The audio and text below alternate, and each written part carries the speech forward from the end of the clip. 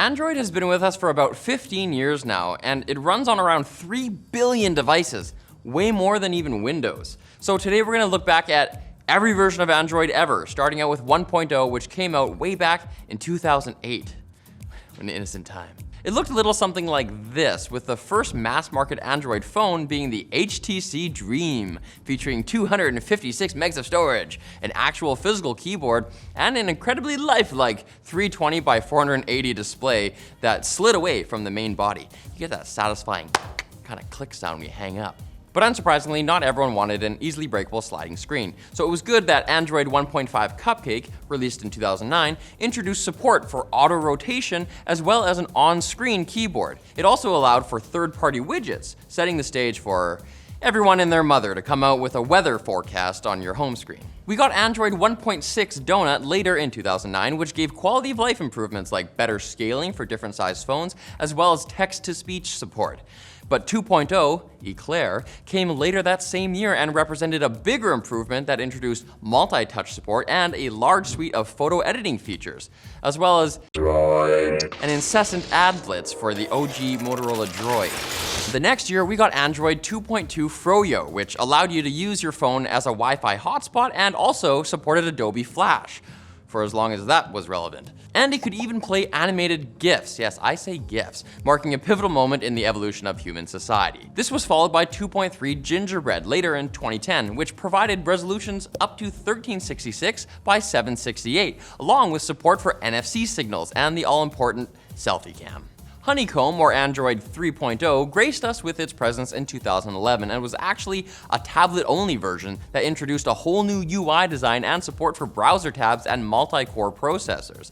The next version for phones, though, was Android 4.0 Ice Cream Sandwich. That one further refined the user experience, bringing us swipe to dismiss as well as face unlock, which some people actually thought was an unnecessary gimmick. But you know what definitely is not a gimmick? Things that will make your phone less annoying. We'll tell you how the next version did that after we tell you about our sponsor, FreshBooks, the invoicing and accounting solution that's built for owners and clients. FreshBooks users save a ton of time and money. We're talking 11 hours a week that they used to spend sorting through invoices and financials. Plus, 94% of FreshBooks users say it's super easy to get up and running, and with award-winning support, you're never alone. Switch to FreshBooks today and join over 24 million people who have used it and love it. Try FreshBooks for free for 30 days, no credit card required, by going to freshbooks.com/techquickie to get started. We got Android Jelly Bean 4.1 in 2012, which crucially allows you to individually disable notifications from specific apps, so you could finally silence those stupid freemium games. 2013's KitKat, or Android 4.4, helped with optimizing Android for lower-end devices, as there were plenty of phones out that didn't run Android all that well. But Android 5.0 Lollipop from 2014 was a bigger deal, as it gave us notification cards similar to how notifications are handled today. This was part of Google's push to get their new design language, Material Design, onto phones, which was supposed to provide visual elements that were cleaner and more intuitive. 2015's release was Marshmallow 6.0, which gave us support for biometric unlocking via fingerprint. Can't believe they didn't have it before.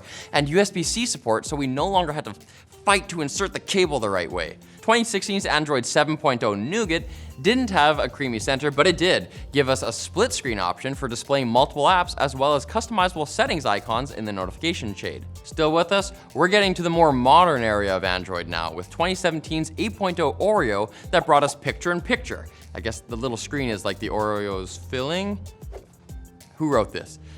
Along with wider color gamuts and even a self-repair tool called Rescue Party that could save you from getting stuck in a boot loop. Android 9 Pie from 2018 was the last version to be named after a tasty dessert, unfortunately, and brought a refresh of Material Design, disabled notifications from apps you habitually dismissed automatically, and introduced notch support, which was something I know all of us were waiting for with bated breath.